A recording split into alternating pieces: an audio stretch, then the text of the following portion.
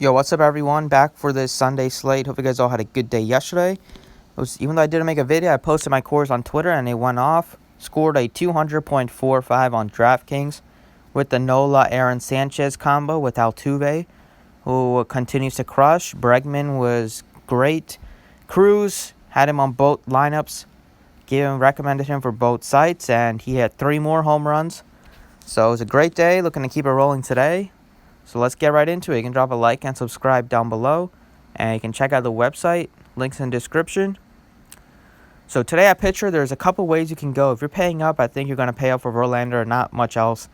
I don't really have that much interest in almost 11,000 Bieber facing a low strikeout Angels team. And Caleb Smith at 10-6 against the Rays. It's fine, but I think you can probably do better if you go cheaper. Get the same amount of fantasy points and free up some more flexibility. So Verlander's a great play if you want to pay up.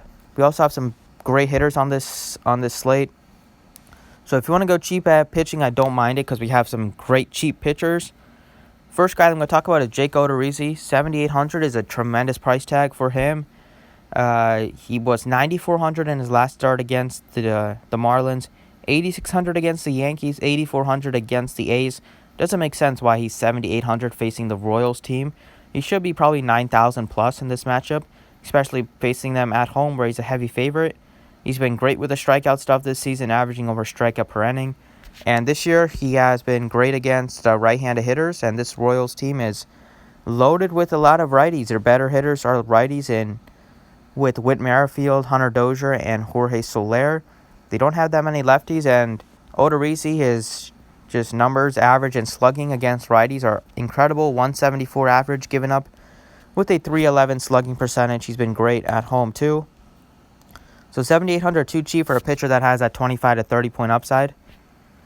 And that second pitcher, we have lots of more cheap options that we can go with. I like Lopez for GPPs at 7,200. Love Drew Smyly at 66. And then Musgrove's also been playing him a lot, and he's a great play at 6,200 too. So lots of cheap pitching. I think I'll mix and match with them.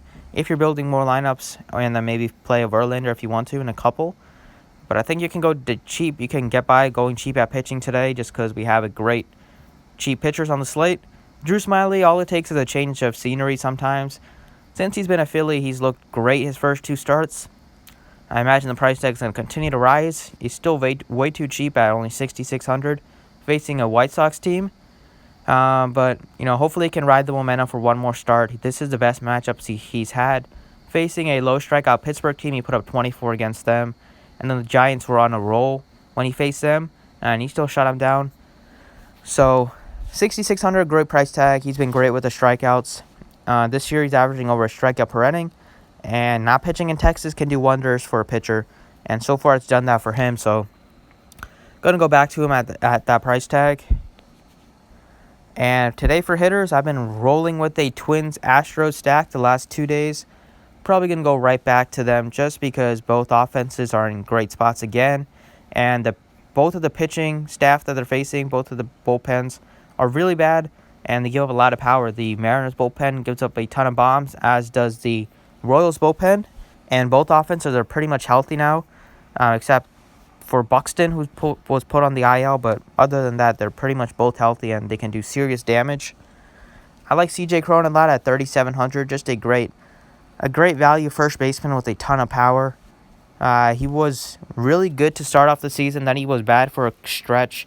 Found out that was because he was dealing with a thumb injury, but he came back from that injury and looked like he didn't miss a beat. 3 for 4 with a home run yesterday. And only 3,700 to get a guy with a lot of power. This year he's been a lot better against righties, but lot better against lefties. But he can still hit righties with 11 home runs on the year. And he's hitting the ball much harder against righties. So, matter of time before the numbers start to show. So, not great numbers against right-handed pitching. Just looking off the page. But if you look here, he has a 39% fly ball rate and a 42% hard hit rate against righties. And he has about a 200 ISO too. So Keller doesn't give up a lot of power, but if the Twins can hopefully knock him out early, they can do some real damage on that bullpen that they get to face. So I like him. Altuve, 5,100. He's back, and it's great to see. Looking like the MVP candidate just locked in at the plate, mashing everything, hitting a lot of power. After the first couple, well, he was great for the first month, but he went into a long stretch of a slump. He's back out of it.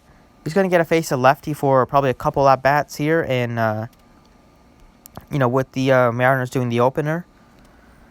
But he's been incredible against lefties. 435 average, 9 home runs, and just 69 at bats.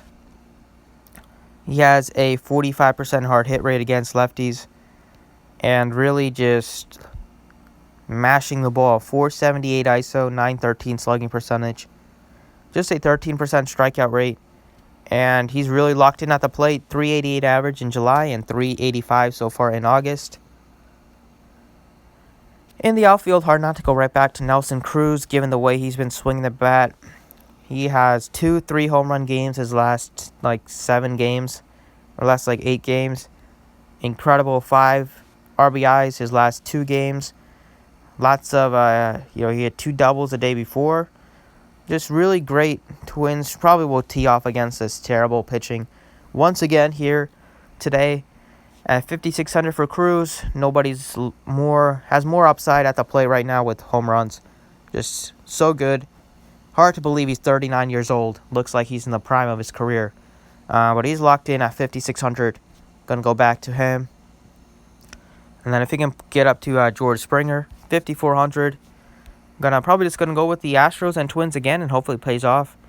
It's paid off the last 2 days. I think he can pay off again today. Springer didn't have a good game. Was one of the few Astros who kind of dudded yesterday. 0 for 3 with 3 strikeouts. Expecting a bounce back for him, especially if he's still batting leadoff. Just gets a good matchup here. Batting leadoff, going to get a face and righty opener, then going to get a face a lefty. And Springer for his career has been much better against lefties. Although this season, he's been great against righties and lefties. Before he got hurt, he was probably an MVP candidate. But he got hurt and missed a bunch of time. But since he's back, he's looking really good. Obviously not in the MVP mix anymore because he missed a lot of games. But he's still a great hitter and getting better. Average is about the same this year against both sides. The power is great against righties and lefties. 40% plus hard hit rate to both sides. 268 ISO against lefties, 315 against righties. And career-wise, continues to hit the ball well against lefties. 280 average with a 40% hard hit rate and a 239 ISO. Like Springer a lot.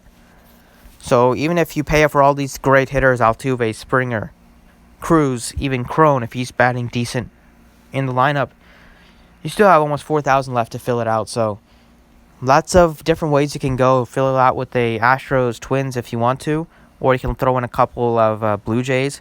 2 other teams I'll like to stack. I'll talk about them here. Love the Blue Jays stack against Eshelman. Grichuk, 4,100. The Blue Jays just have a ton of power, and this could be a game where they hit 4 or 5 home runs. Grichuk, Gurriel, Bichette, Galvis, Guerrero, although he's super expensive now. But that's been warranted given the way he's been swinging the bat.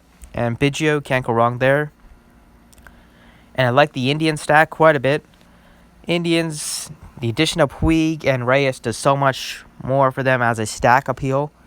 Because before, when you stack the Indians, you're looking at Ramirez, Lindor, and that's kind of it. You don't get too excited about Kipnis, although he can have a good game every once in a while. But now that they got Puig and Reyes in there, you can do a nice, powerful 4-man stack of Puig, Reyes, Ramirez, and Lindor and be happy with it. And you can even throw in Santana as a 5-man stack, or even Oscar Mercado as a 5-man stack. So I like the Indians quite a bit too. And that's pretty much it. So that's what I like for this slate. Looking at 2 primary teams and 3 primary teams to stack are going to be the Astros, Twins, and Blue Jays. I think the Indians are a pretty good stack too. Going pretty cheap at pitching. We got some nice pitchers today that you can go with Odorizzi 78 and Smiley at 66. So hopefully you enjoyed the video. Thanks for watching. And drop a like if you did. And good luck today.